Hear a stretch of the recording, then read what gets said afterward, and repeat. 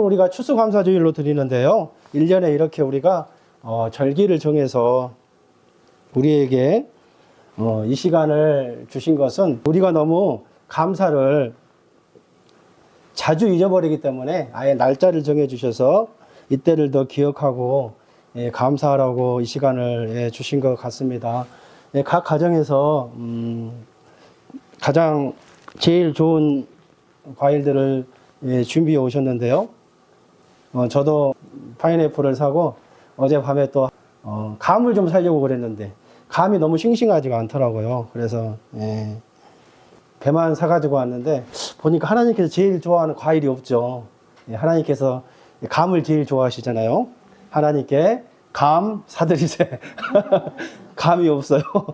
감이 안 오신가 봐요. 그래서 제가 1년에 한 번씩 유일하게 써먹는 이 아재 개그인데 이걸 못 받아들이시니까 제가 굉장히 유감스럽습니다만은 감 사드리세. 자, 오늘 본문의 배경은요. 사자굴에 던져질 위기 가운데 있는 다니엘의 모습을 지금 우리에게 보여주고 있습니다. 10절 다시 한번 우리 한번 읽어볼까요? 시작. 다니엘이 이 저서에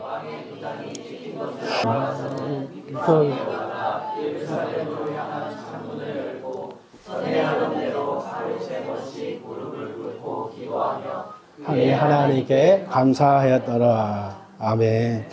자, 1절부터 9절까지가 지금 사자굴에 던져질 수밖에 없는 다니엘이 위기 상황 가운데 있는 것을 설명하거든요. 다리오 왕이 다스리는 때죠. 이게 바벨론 제국이 멸망하고 페르시아 제국이 들어선 거죠. 우리가 누부갓네살 왕, 그다음에 벨사살 왕, 다리오 왕, 그다음에 고레스 왕까지 다니엘이 거의 70년 동안 정치 생활을 하잖아요. 고위 정치인으로서. 그래서 이제 다리오 왕이 누구냐면 우리가 잘 아는 고레스 대왕이죠. 고레스 대왕이 바벨론에서 유다 땅에서 바벨론으로 포로로 끌려온 유다 백성을 70년이 차가지고 선지자들의 예언대로 70년이 차가지고 다시 유다로 귀환을 시키지 않겠습니까? 그 고레스 왕이 다리오 왕으로 하여금 2년 동안 대리 통치를 시키는 거예요. 그러니까 다리오가 누구냐면요, 고레스 왕의 외삼촌이에요. 엄마의 오빠인지 동생인지는 모르겠지만 굉장히 가깝죠. 나중에는 다리오의 딸하고 고레스가 결혼해서 나중에는 이제 다리오가 고레스 대왕의 장인이 되는 거예요. 대리 통치를 맡기는데요. 이때 다스렸던 다리오는 대한민국이 땅덩어리가 한 30배 정도 되는 것 같아요. 캐나다의 30배. 굉장히 땅덩어리가 크다고 봐야죠. 그래서 이제 나라를 잘 다스리게 하기 위해서 120명의 쉽게 말하면 고관들, 우리나라 말로 하면은 도지사를 세우는 거예요. 도지사.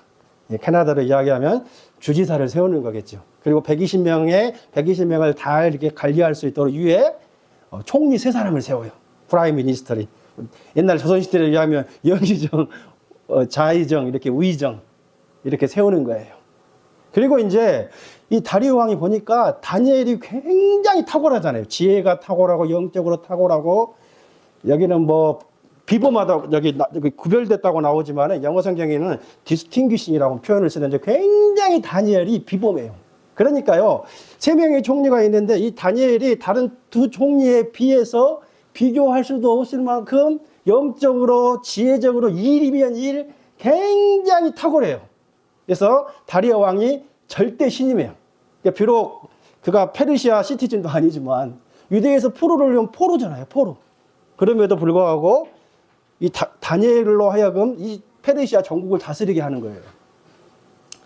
그러니까 이 지금 나머지 2 총리와 120명의 이 도지사들이 배가 아파요, 안 아파요? 배가 아픈 거예요. 다니엘을 시샘하고 시기하고 질투하고 얘네들이 감사하지 못한 거예요, 또. 예. 여러분, 도지사, 국무총리 동료 되면은, 주지사 정도 되면은 굉장히 높은 권세요, 아니에요? 높은 권세죠. 엄청나죠. 그걸 감사해야 되는데, 하나님이 세우지 아니하시면 그 권세를 누가 주겠습니까? 감사하고 기뻐해야 되는데, 세상에 그 욕심 때문에 자기들이 더 높게 올라가려고, 이제 쉽게 말하면 요즘 말로 하면은 비밀 청문회를 열어서 다니엘을 탈 털기 시작하는 거예요. 근데 아무리 봐도 다니엘은 너무나도 성실하고 정직하고 진실하고 그 일에 탁월하기 때문에 아무리 털려고 해도 이 2명의 총리와 120명의 간원이 뭐 머리를 싸매고 이렇게 운운을 하는 거예요. 야, 이 다니엘은 이 종교적인 문제가 아니면은 걸고 넘어질 수가 없겠구나.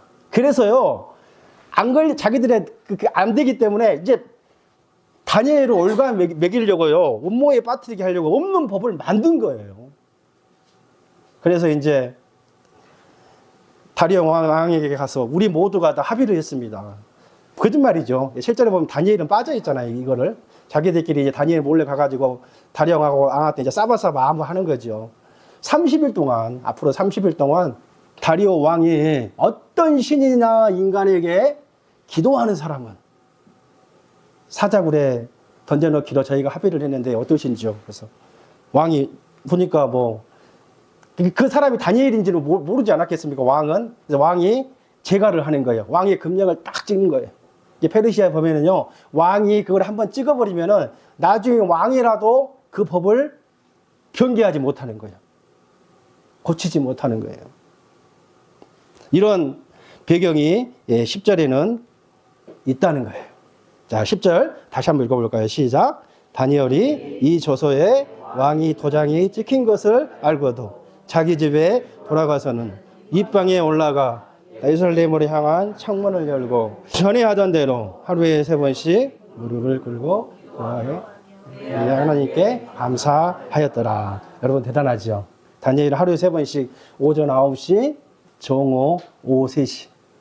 이 다니엘의 기도는 아주 아름다운 전통이 돼서 예수님 시대의 초대교인들도 경건하다고 하는 유대인들도 이걸 지키지 않았겠습니까? 예루살렘을 향하여. 지금 이 페르시아는 지금의 이란의 조상이죠. 그러니까 이란에서 봤을 때는 예루살렘의 서쪽에 있지 않겠습니까? 서쪽을 향해서 하나님 앞에 창을 딱 열어놓고 전에 하던 대로 기도를 하는 거예요. 그 기도의 내용은 바로 감사였습니다.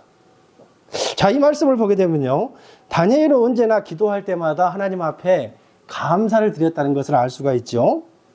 다니엘은 분명히 왕이 왜 갑자기 이런 조서를 내렸는지 그 누구보다도 다니엘은 잘 알고 있었어요. 알고도 그러잖아요. 알고도.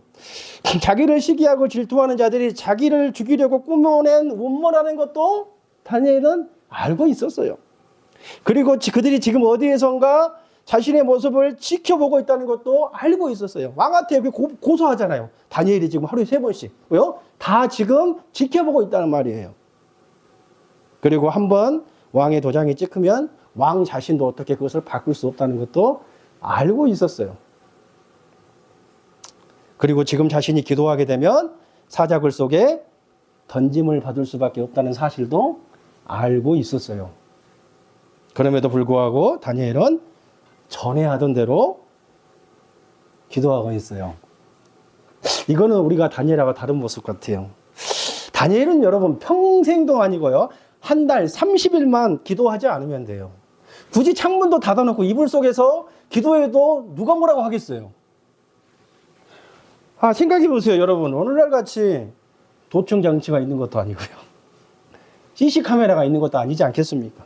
그런데 다니엘은요, 무모할 정도로 당당하게 볼라면 봐라, 사자굴에 던지려면 던져 넣어라, 무모할 정도로 용감하게 기도하고 있다는 거예요.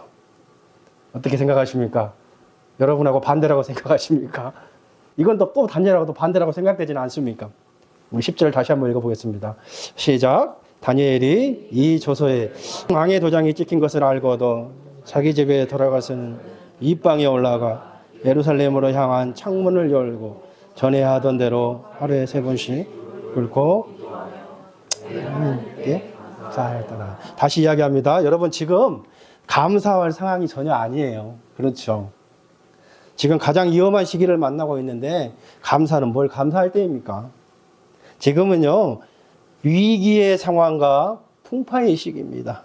그러나 그는 감사하고 있어요. 왜요? 하나님께서 범사에 감사라고 했기 때문이요. 이는 너희를 향하신 하나님의 뜻, 범사에 감사하는 것이 하나님의 뜻이지요. 여러분, 범사에는요, 기쁠 일, 즐거워할 일도 있지만은 슬퍼할 일도 있고요, 위기의 때도 있습니다. 그때도 감사를 우리에게 명령하고 계세요. 왜 그럴까요? 1889년 미국 감리교 부흥사였던 존스 오트만이 찬송가 작사를 했는데 찬송가 492장입니다. 429장입니다. 아까 우리가 박수 치면서 찬송했던 거. 세상 풍파 너를 흔들어 약한 마음 낙심하게 될 때 내려주신 복을 세워보아라. 주의 크신 복을 네가 알리라. 받은 복을 세워보아라. 크신 복을 내가 알리라. 받은 복을 세워보아라. 주의 크신 복을 네가 알리라. 아멘이시죠? 언제 주의 복을 세워보라고요? 세상 모든 풍파가 너를 흔들 때. 그런데요, 이 가사를 영어로 직역하면 이런 뜻입니다. 폭풍우가 거센 파도처럼 몰아칠 때. 그 다음에요, 모든 것을 잃었다고 생각하며 낙심될 때 받은 복을 세워보아라. 받은 복을 세워보아라. Counting your blessings. 하나님께서 지금까지 베푸신 은혜를 받은 복으로 한번 카운트해봐라. 얼마나 여러분 감사합니까? 뭐 이야기를 오래 길게 하면은 뭐 시간이 부족하지만 저는 올해 정말로 눈물나게 감사한 사건이 한 번 있었습니다. 뭐 이번에 아들 집 문제 때문에 모기지를 받는 과정 속에서 제가 좀 많이 힘들었었어요. 왜냐하면은 뭐 제가 모기지 브로커도 아니고 모기지 브로커의 상담을 받고 처음에 집도 분양을 받았고 몇 년 후에 이제 집을 사면서 모기지를 받아가면서 전혀 생각했던 제 플랜이 있는데 그 계획대로 안 되는 거예요. 그래서 이제 RBC에서 안 되고 그 캐나다에 6대 은행 있는 거 아시죠? RBC 제가 지금 자본 순서대로 RBC, TD, 스코샤 자 별걸 다 공부했어요. 그 다음에 뭐예요? 예, 그 다음에 BMO가 5번째고 TD, 스코샤 또 하나 뭐 있죠? CIBC가 5번째더라고요. 근데 RBC에서 안 돼서 자기 잘하신 분들을 이렇게 소개시켜 줬는데 스코샤에서도 안 되고 나중에 그 CIBC는 CIBC에서도 안 되고 그래서 이제 결국은 뭐냐면은 뭐 크레딧 유니온도 안 되고 그래서 결국은 이제 생각지도 못한 이제 사채를 쓰려고 이렇게 준비를 여기 한국하고 사채는 다르지만 프라임 뱅크라고 그러지 않겠습니까? 그래서 준비를 다 하고 있었는데 그냥 날짜가 이제 기한이 임박해 가지고 우연히 한번 그 BMO 한번 김윤희 아시죠? 동명이인이시네요. 예, 예, 아시죠? 그분이 보니까 또 다이시 대학교 선배더라고요. 20년 전에 SFU 그 파이낸셜 전공해 하셔가지고 그러니까 안 될 것 같은데 쉽게 말하면 한 번 이렇게 디클라인 되면 힘들잖아요. 근데 이분이 보니까 2번 디클라인 된 거를 저한테 보냈더라고요. 이메일로. 아 이거 안 됐네. 끝났다. 그렇게 했는데 최선을 다해서 아들 선배이기 때문에 자기가 노력을 해가지고 2번째 디클라인 준 사람한테 제가 물어봤어요. 그때 이제 모기지가 어프로브 돼가지고 이제 물어봤어요. 어떻게 된 거냐. 이번 일이 쉽지 않았을 텐데 자기가 그러다 자기도 기적이라고 그러더라고요. 2번째 디클라인 했던 그 언더라이터라고 그러잖아요. 언더라이터가 이제 심사를 하거든요. 다른 사람이 해야 되는데 2번째 막 이것저것 돼가지고 얘는 안 된다고 해놓은 거야. 근데 3번째도 그 사람한테 걸렸다는 거예요. 그래서 이제 그 사람을 이렇게 이해시키고 이 모기지를 받게 이렇게 굉장히 고생 많이 하고 노력 많이 했다고 이건 참 기적과 같은 일이었다고 이렇게 이제 저한테 이야기를 해주셔가지고 저 영주권 받고 다 30초 기뻐했거든요. 자, 이번 기쁨은 정말 눈물 나게 감사한 거예요. 근데 이상하게 그 아침날 하나님께서 저에게 BMO에서 모기지를 받는 거를 선명하게 2번을 보여주셨어요. 근데 보통 우리가 꿈은 또 반대라고 그러잖아요. 아이고, 안 되겠네. 떨어지겠구나. 제가 이렇게 네거티브적인 마음으로 갔는데 아침에 일찍 전화를 해 주셨더라고요. 어프로브 됐다고. 근데, 진짜, 눈물을 제가 안 흘렸지만, 이렇게 막 했지만은, 진짜 너무 눈물나게 제가 한 5분은 하나님 앞에 큰 감사를, 드렸었습니다. 다니엘이 가장 인생의 위기 순간에 늘 하던 대로 여러분 감사하며 기도했다고 고백을 하는데, 다니엘이 도대체 무엇을 감사했을까요? 다니엘의 감사의 내용은 무엇이었을까요? 아마 바벨론 포로를 끌려올 때 1000km 이상의 여정을 지켜주시고 보호해 주신 하나님께 감사했을 것 같아요. 여러분, 다니엘이 지도를 보여주면 좋겠지만 제가 이런 어떤 스킬이 없어가지고요. 다니엘이 예루살렘에서 바벨론으로 포로로 끌려오기까지는요, 예루살렘에서 다마스커스를 지나서 다마스커스에서 유브라테 강 상류를 지나서 바벨론까지의 거리가 한 1600km 정도 돼요. 그래서 이제 학자들은 한 석 달에서 4달 정도 걸리는 거리라고 이야기를 해요. 낮에는 아시겠지만 사막 지역은 굉장히 덥습니다. 40도 이상이 되고요. 밤에는 또 급격히 추워져서 영하로 떨어지는 거죠. 대부분의 길이 여러분 아스팔트가 아니라 시리아 사막 지역이에요. 그러니까 가장 큰 문제는 식수 부족이에요. 물이 없는 거예요, 물이. 그래서 오아시스나 강가를 만나면 거기서 며칠씩 머무는 거예요. 또 군사들이 호위 아래서 지금 쇠사슬로 묶고 있잖아요. 밧줄로 이렇게. 그리고 먹을 것도 최소한으로 지급이 되고요. 병든 사람은 그냥 쓰러진 채로 거기다 그냥 버리고 오는 거예요. 또 도적대들도 침몰하고요. 밤에는 사자나 승냥이나 뱀이 나타나기도 하고, 또 유브라데 강 근처에는 악어떼가 많이 침몰한다고 그래요. 큰 도마뱀들. 이런 무시무시한 동물들이 사람을 또 잡아먹는 거예요. 그러니까 이 역사의 기록을 제가 보니까요. 역사가의 기록을 보니까 유다 땅에서 포로로 잡혀와서 실제로 바벨론으로까지 간 사람은 거의 없다고 전해져요. 나중에 고레스가 다시 유다로 포로 귀환할 때 인구수가 굉장히 적잖아요. 그만큼 많이 죽은 거예요.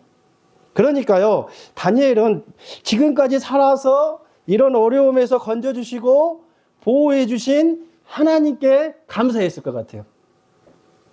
또한 우리가 지난번에 살펴봤지만은 10대 때 왕의 음식을 거절할 때도 하나님께서 다니엘에게 더 아름다운 피부를 주시고 건강을 주셨잖아요. 그것도 감사하지 않았겠습니까? 또요, 가장 엘리트라고 부리는 바벨론의 어떤 학자들보다도 하나님께서요 10배나 더 많은 지혜를 주시지 않았겠습니까?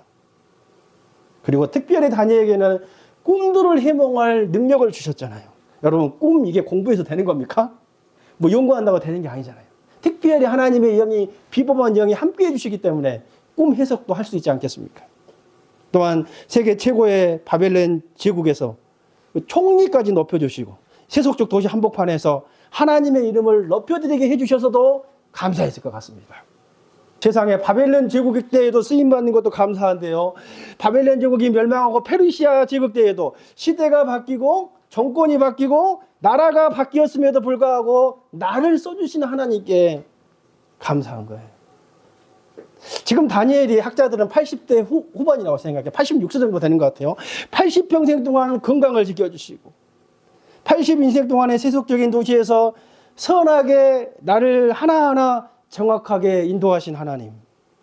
무엇보다도 지금 기도하게 되면 사자굴에 들어가서 죽음을 맛보게 되더라도 그럼에도 불구하고 믿음을 지켜줄 수 있는 그 믿음을 주신 그 하나님. 어떤 사람은 그래요.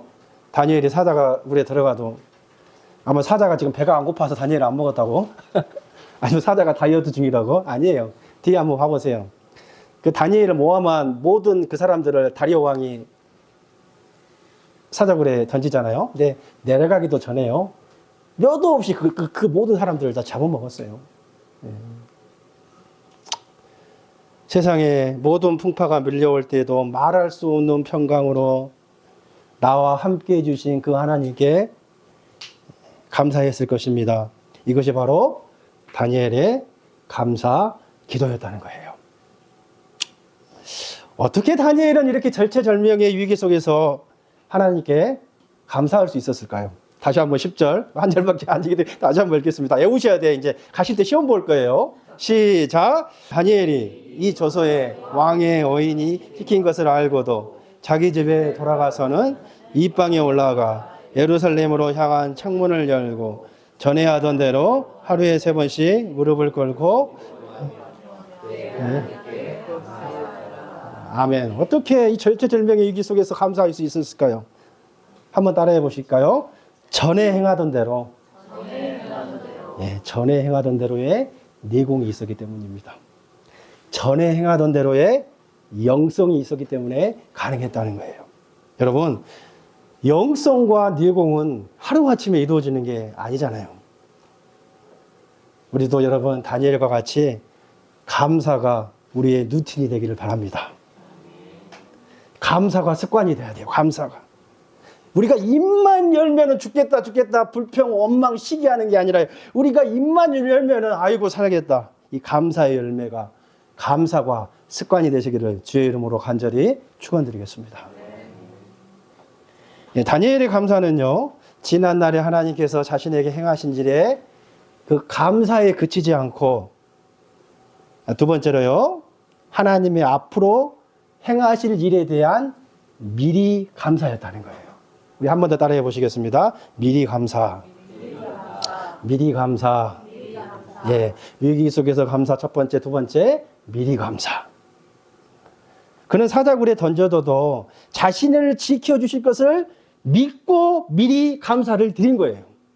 그 증거가 뭐냐면요, 히브리서 11장은 믿음장이라고 그러는데 믿음의 사람들을 쭉 열거하는데 마지막에 히브리서 11장 33절에 이런 말씀이 있어요. 한번 읽어볼까요? 시작. 그들은 믿음으로 나라들을 이기기도 하며 의를 행하기도 하며 축복을 받기도 하며 사자들의 입을 막기도 하며. 사자들의 입을 막기도 하며 누구를 말하죠? 지금 다니엘을 말하고 있는 거예요. 믿음으로 사자들의 입을 막았다는 거예요. 사자가 딱 다니엘에게 잡음을 달려들었을 때 천사는 단수잖아요. 천사가 사자들이 지금 다니엘한테 올 때 여러분 천사가 날개가 몇 개가 있어요? 천사가 6개 있죠. 사자들이 다니엘 잡아먹으러 올 때 천사 보고 이렇게 해서 안 먹었다는 말도 있지만 죄송합니다.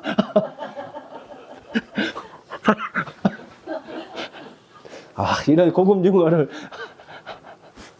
감이 없어요. 미리 감사했다는 거죠. 그러니까 여러분, 지금 다니엘은 미리 감사를 하는 거예요. 미리. 지난날의 감사도 너무 중요하지만 미리 믿음으로 드리는 감사를 주님이 원하시지요. 왜냐하면요, 믿음이 없이는 하나님을 기쁘시게 할 수 없다. 미리 감사는요, 그러니까요, 믿음으로 드리는 감사이기 때문에 그렇습니다. 미리 감사의 대가는 바로 예수님이셨죠. 우리가 잘 알듯이 성찬 때에 떡을 떼시며 잔을 주시며 감사했습니다. 왜냐하면요, 자신의 죽음으로 인해서 이 제자들과 온 인류가 구원을 얻고 제사함을 받고 하나님께로 돌아가 관계가 회복된 것을 믿기 때문에 예수님께서 미리 감사를 드렸던 거예요. 여러분, 나사로가 죽었어요. 예수님께서 너무 늦게 오셨잖아요. 사람들이 너무 슬퍼해요. 예수님도 나사로를 너무나 사랑했기 때문에 많이 우셨잖아요. 그런데 여러분, 성경을 자세히 읽어보시면요, 예수님께서 나사로를 살린 다음에 감사한 게 아니라요, 살리기 전에 미리 감사를 드려요. 요한복음 11장 41절 말씀에 나왔죠. 나사로가 죽었어요. 이미 썩어서 냄새가 나요. 나을 때가 됐으니까. 그 시체 앞에서 예수님께서 하나님, 저의 기도에 응답하신 하나님 감사합니다. 이렇게 먼저 감사 기도를 드리고 나서 나사로야 나오너라, 이렇게 이야기하는 거예요. 오병이어도 마찬가지지요. 그렇죠. 물고기 2마리와 떡 5개로 5,000명, 남자만 5,000명을 먹이실 때도요. NSV에는 블레스드라고 나오고 축사했다고 나왔지만은 NIV에는요, He gave thanks라고 나옵니다. 먼저 감사를 하고 이렇게 수만 명이 모이는 어린아이들과 여자들까지 해서 이렇게 했다는 거예요. 여러분, 물고기는 어제 최동희 목사님이 여러 가지 큰 게 아니라요, 멸치만 해요. 멸치. 그렇죠? 멸치 새끼 5마리하고 떡 2개라는 거예요. 그걸로 어떻게 10,000명이 넘은 그 청중들을 먹일 수가 있겠습니까? 그렇게 베푸실 줄로 미리 믿고 감사를 드리는 거라는 거예요. 여러분, 미리 감사는요, 미래를 낙관적으로 보는 것입니다. 부정적이 아니라 긍정적인 마인드, 긍정적인 관점으로 보는 거예요. 세상 학문에서도요, 미래의 일과 이 현재 당면한 일을 낙관적인 태도로, 긍정적인 마인드로 보는 사람이 훨씬 더 성공할 확률이 높다고 연구 발표에 보고 있는 거예요. 제이 데니스가 이런 감사를 우리에게 지금 소개하고 있는데, 여러분 한번 잘 들어보세요. 당신이 세금을 많이 내야 한다면 당신이 감사를 드려야 합니다. 왜요? 당신에게는 수입이 많다는 말입니다. 동의하십니까? 동의하시죠? 세금만 몇만 불씩 내잖아요. 그거 아깝다 하지 마시고, 내 인컴이 많구나, 이 생각하시는 거예요. 당신의 몸무게가 늘어서 옷이 맞지 않게 되었다면 감사하십시오. 당신은 먹을 것이 넉넉한 인생을 살고 있다는 거예요. 갑자기 생각나는 거예요. 와, 채은이 사모님 돈 많이 번 남편 잘 만나서 옷도 바꾸네, 막 이런 게 감사하는 거예요. 이게 뭐예요? 긍정적인 마인드를 뭐라고요? 김윤희 사모님 웃으세요. 남편 잘못 만났어? 날씨는 저 요즘에 계속 살이 빠져서 옷을 바꾸셔야 되죠. 등등등 또 뭐랄까, 이거 하나 하자. 당신이 집 주변에 주차할 곳이 없어서 멀리 주차해야 된다면 감사하십시오. 당신은 지금 차가 있다는 뜻이고 조금이라도 운동할 기회가 주어졌다는 의미이기 때문입니다. 주차장 없으면 멀리 하시고 오세요, 여러분. 더 이렇게 운동하고 하면 좋잖아요. 당신이 대통령에 대해서 불평하고 있다면 감사하십시오. 당신 나라에는 언론의 자유가 있다는 뜻이기 때문입니다. 교회에서 당신 옆에 성도가 찬송가를 부를 때 불협화음을 내고 있다면 감사하십시오. 당신의 청각이 정상이기 때문입니다. 저녁에 피곤함을 느끼거든 감사하십시오. 온종일 열심히 일하였다는 뜻이기 때문입니다. 동의하시면 아멘 하세요. 아멘이시죠. 그렇죠, 여러분? 이 긍정적인 마인드로 사시라는 거예요. 미래를 낙관적으로 보시라는 거예요. 제가 여러분 기도하고 있어요. 낙관적으로, 긍정적으로 생각하며.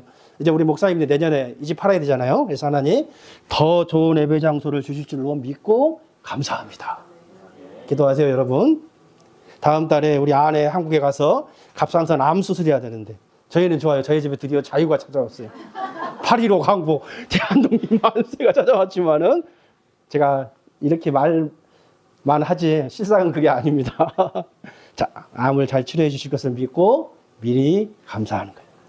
12학년들 우리 요셉이 사무엘 원서를 놓고 지금 기다리고 있는데 가장 좋은 대학으로 인도해 주실 것을 믿고 감사합니다. 우리 성도님들 신분 때문에 고민이 많고 기도하고 있는데 미리 용주권을 주실 줄로 믿고 감사합니다. 취직 때문에, 경제적인 문제 때문에 관계적인 문제가 많은데 모든 것을 해결해 주실 줄로 믿고 감사합니다. 현재가 아무리 비참하고 힘든 상황이라고 할지라도 보다 더 나은 미래와 이 지금의 어려움이 나를 훈련시키는 과정이라고 생각하고 미리 감사하는 거예요. 결국 우리는요, 여러분, 마침내 저와 여러분들은 하나님께서 천국으로 인도할 거예요. 맞죠? 그리고 더 나은 부활로 인도할 것이기 때문에 우리가 그 믿음이 있다면은 우리는 언제든지 감사할 수 있다는 것입니다. 그래서 이 믿음 가지고 여러분 믿음의 감사를 미리 선포하시고 누릴 수 있는 저와 여러분 다 되시기를 주의 이름으로 간절히 축원드리겠습니다. 세 번째, 마지막 한 번 더 나눠야 되겠네요. 다니엘의 마지막 감사는 하나님의 하나님 되심으로 인한 절대 감사였습니다. 한번 따라해 보시겠습니다. 절대 감사. 위기 속에서 감사. 미리 감사. 세 번째 뭐예요? 절대 감사. 분명 다니엘은 사자굴에서 지켜주실 것을 믿고 미리 감사를 드리지요. 그런데요, 이 감사는 동시에 절대 감사였다는 거예요. 왜냐면은요, 하나님 제 기도에 응답하지 않으실지라도 내가 생각한 대로 긍정적으로 낙관적으로 응답하지 않으실지라도 그래도 저는 하나님께 감사합니다. 이미 하나님께 받은 은혜가 너무 크고요. 또한 하나님은 항상 옳으시고 하나님은 항상 선하시고 하나님은 나의 지각을 뛰어넘어서 가장 좋은 길로 인도하신 분이기 때문에 설령 그리 아니하실지라도 감사합니다. 그런 절대 감사였다는 것입니다. 저도 그랬어요. 몰기지 받는 과정이 너무 어렵고 안 되기 때문에 어떻게 사채도 보니까 높은 이자가 있고 낮은 이자가 있더라고요. 낮은 이자로 맞췄어요. 그래 하나님, 그래 다 안 돼도 낮은 이자, 낮은 사채 받아도 하나님 감사합니다. 더는 만족함이 없습니다. 감사를 했어요. 계속 감사를 하고요. 하루에 2시간 40분씩 유튜브에 보니까 감사 은혜 찬양이 있더라고요. 계속 들으면서 감사하고 그런 삶을 살았는데 참 감사하지요. 근데 하나님께서는 BMO에서 받게 해주시고 BMO에서 3년 고정 4.45 그 밑으로는 안 된다고 그러더라고요. 세상에 또 그 다음날 또 스코사에서 승인이 나온 거예요. 스코사에서 또 세상에. 그래서 3년 고정을 3.98로 줘가지고 이걸 또 보여주니까 그분이 또 위에다가 본사에 올려가지고 3.98로 맞춰주셨어요. 계획도 안 됐는데 아무튼 너무 감사한 거죠. 배 아프십니까? 예, 그 절대 감사의 이 근거가 뭐냐면은요, 다니엘의 세 친구들이죠. 함께 예배드리고, 함께 기도하고, 함께 믿음을 공유하고, 함께 하나님의 나라를 세워갔던 다니엘의 세 친구들이 있지 않겠습니까? 사드락과 메삭과 아베느고죠. 이 친구들이 불에 태워질 위기 가운데 있는데 이 친구들이 이런 고백을 했었어요. 다니엘은 아마 이때 모르겠어요. 느부갓네살이 어떤 중직을 맡기려고 어디를 보냈는지, 출장을 보냈는지 모르겠지만 다니엘은 이때 없었거든요. 벌써 단지 다니엘서 3장을 이야기하는 것입니다. 벌써 이 사건은요, 지금 다니엘의 세 친구들이 20에서 30대 때 이야기예요. 그러니까 18살 때 다니엘과 세 친구들이 공무원 생활을 시작하잖아요. 어느 정도 시간이 지나가지고 20대 때 30대 때 다니엘은 지금 벌써 80세가 넘었으니까 벌써 50년 된 사건을 이야기를 하는 거죠. 바벨론 제국의 찬란한 문명을 이룬 느부갓네살 왕이 무려 높이 27m. 제가 계산해 보니까요, 한국의 10층짜리 아파트 높이에 금신상을 세워가지고 거기에 절하지 않으면은 활활 불타는 화덕에 태워서 죽여버리겠다고 협박을 하는 거예요. 협박이 아니라 사실이죠. 사람의 가장 큰 고통 중에, 가장 고문 중에 가장 어려운 고통이 있다면 불에 태워서 죽이는 거라고 그러잖아요. 예. 그렇게 죽여버리겠다는 거예요. 그런 죽음의 위기 가운데서 다니엘의 세 친구가 어떻게 고백을 하세요? 다니엘서 3장, 왕이여, 우리가 섬기는 하나님이 계시다면 우리를 맹렬히 타는 풀무불 가운데서 능히 건져내시겠고, 이거 뭐예요 지금? 미리 감사잖아요. 낙관적인 믿음이죠. 왕의 손에서도 건져내시리이다. 18절 보세요. 그렇게 하지 아니하실지라도. 왕이여, 우리가 왕의 신들을 섬기지도 아니하고 왕이 세우신 금심상에도 절하지 아니할 줄을 아옵소서. 이게 뭐예요? 이게 지금 절대 감사하는 거예요. 이것이 그들의 믿음이었다는 거예요. 다니엘에게도 동일한 이런 믿음이 있었죠. 아, 이제는 내 차례일지 모르겠구나. 친구들이 이런 불시험을 당했거든요. 그러니까 그 친구들과 비슷한 그 위기의 상황 속에서 그가 드린 감사가 뭐냐면, 하나님 그리 아니하실지라도 감사합니다. 그 감사 기도를 지금 다니엘이 드리고 있는 거예요. 어떠한 결과를 맞이할지라도 하나님은 항상 오르시고 하나님은 항상 선하신 아버지 하나님이십니다. 나의 삶의 인생에 좋은 재료도 있을 수 있고 나쁜 재료도 있을 수가 있는데, 내가 보기에 나쁜 재료는 좀 버리고 빠지길 원하지만, 그러나 모든 것을 합력하여 선을 이루시는 그 하나님을 믿기 때문에 요셉의 형들이 요셉을 팔아넘겼고 가장 악한 일을 저질렀을지라도 그것을 하나님이 어떻게 해요? 그것을 선으로 바꾸어서 가장 선한 길로 하신 그 하나님을 내가 믿기 때문에 다니엘은 절대 감사를 했다는 거예요. 노아서 8장 28절을 우리가 너무 잘 알겠습니까? 우리가 알거니와 하나님을 사랑하는 자, 그때로 부르심을 입은 자들에게는 모든 것이 합력하여 선을 이루느니라. 우리 18절 한번 읽어볼까요? 시작. 향가가 가운데 현재의 고난은 장차 우리에게 나타날 영광과 비교할 수 없도다. 예, 믿음의 사람들에게는요, 이미 구원이라고 하는 놀라운 선물이 있잖아요. 그러니까 부활이라고 하는 너무나 놀라운 약속이 예비되었기 때문에 우리가 이 땅에서 받은 고난은 앞으로에 나타날 영광과 게임도 안 되게 비교할 수 없기 때문에 우리는 절대 감사를 드릴 수밖에 없다는 것입니다. 자, 3장 8장 38절 39절 다 같이 한번 읽어보겠습니다. 시작. 내가 확신하는 사망이나 생명이나 권세자들이나 현재일이나 장래일이나 능력이나 높음이나 깊음이나 다른 아무 피조물이라도 우리를 우리 주 그리스도 예수 안에 있는 하나님의 사랑에서 끊을 수 없으니라. 아멘. 올해 우리 교회에 토요이지 않겠습니까? 시간이 많이 지나갔지만은 추수감사주기 때문에 2017년 요셉이가 만삭 때 우리가 미국 버지니아로 유학을 간 거예요. 오래된 이야기예요. 저렇게 컸으니까요, 벌써. 유학 간 지 몇 달이 안 돼가지고요. 한국에서 급한 빨리 끝내라고 그러네요. 세상에 저희 아버님이 온몸에 암이 퍼져가지고 이제 의사가 이제 짧으면 3개월, 길면 6개월 시한부 인생을 받으신 거예요. 우리 아버지는 무슨 일이 있어도 58세를 넘기기를 원하셨어요. 할아버지가 58세 때 돌아가셨거든요. 그래서 우리 어머니가 늘 걱정해요. 제가 원래 50이거든요. 야, 너 일 너무 무리하지 말아라. 너 58세는 넘어야 한다. 58세. 기도해 주세요. 제가 58세 이상 살 수 있도록. 그래서 60이 넘어서 최동희 목사님 같이 연호도 잡을 수 있도록.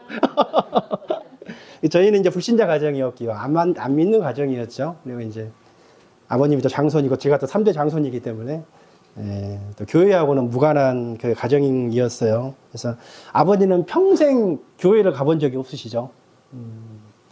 근데 이제 제가 불이 나게 아마 목사 안수 받기 전 같은 게 오래된 전의 이야기인데 아들이 왔고 아버님이 이제 돌아가시기 이제 얼마 되기 전에 모르겠어요. 정확하지는 않던데 뭐 얼마 남지 않았던 것 같아요. 네. 그때 어머니가 다니셨던 목사님이 저에게 설교할 기회를 한번 주셔가지고 근데 이제 아버님이 처음으로 이제 교회 와가지고 58년 만에 아들 설교를 듣는 거예요. 아들 설교를. 그때 제가 이 본문으로 설교한 거예요. 하나님의 사랑에서 끊을 수 없느니라. 야, 한 번밖에 아버님이 어쩌면 이번이 처음이자 마지막일 수 있는데 내가 아들로서 무슨 말씀을 전해야 될까 고민을 하다가 하나님께서 이 말씀을 주셔가지고 준비를 했었는데 그때 마지막으로 저희 아버지가 하나님의 사랑을 깨닫고요. 예수님을 받아들이고 이제 며칠 지나지 않아서 하나님께서 저는 천국으로 인도하셨다고 믿습니다. 처음으로 아버님이 저의 설교를 들었는데 설교를 듣고 너무 기뻐하시면서 저한테 그 말을 하시더라고요. 야, 우리 아들 밥 먹고 살겠네. 무슨 말인지 아시겠죠? 아, 밥은 먹고 살겠구나. 지금 제가 아주 밥 잘 먹고 살고 있습니다. 사랑하는 여러분, 어떠한 고난과 절망이 여러분들에게 몰아붙일지라도 수면제를 먹어야 잠을 잘 수밖에 없고 불안으로 인하여서 신경 안정제를 먹을 수밖에 없다고 할지라도 더 나아가 여러분 최종적으로 죽음이라는 위기가 몰려온다고 할지라도요 하나님의 사랑에서 절대 끊을 수 없다. 이 사랑의 확신을 가지고 여러분 매일매일 하나님 앞에 감사하시면서 살 수 있는 절대 감사하며 범사에 감사하며 살 수 있는 저와 여러분 다 되시기를 주의 이름으로 간절히 축원드리겠습니다.